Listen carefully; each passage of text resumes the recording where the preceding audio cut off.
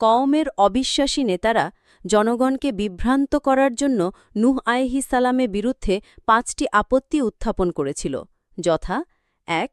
আপনি তো আমাদের মতোই একজন মানুষ, নবী হলে তো ফেরেশতা হতেন। ২. আপনার অনুসারী হল আমাদের মধ্যকার হীন ও কম বুদ্ধিসম্পন্ন লোকেরা। ৩. কওমের উপরে আপনাদের কোনো প্রাধান্য পরিদৃষ্ট হয় না। হুদ ২৪। ৪. আপনার দাওয়াত আমাদের বাপদাদাদের রীতিবিরোধী। ৫. আপনি আসলে নেতৃত্বের অভিলাষী। মুমিনুন ২৩, ২৪, ২৫। অতএব আপনাকে আমরা মিথ্যাবাদী মনে করি। হুদ ১১-২৭।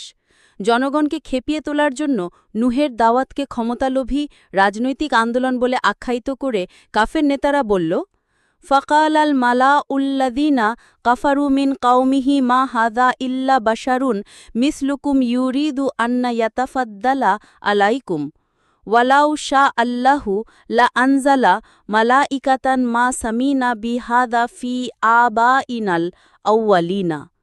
এই লোকটা তো তোমাদের মতোই একজন মানুষ, আসলে সে তোমাদের উপরে নেতৃত্ব করতে চায়।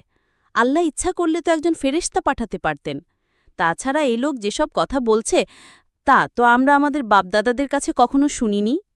আসলে লোকটার মধ্যে পাগলামি রয়েছে, কিংবা তার সাথে কোনো জিন রয়েছে। অতএব এই ব্যক্তির দিকে তোমরা ভ্রুক্ষেপ করো না, বরং কিছুদিন অপেক্ষা করো।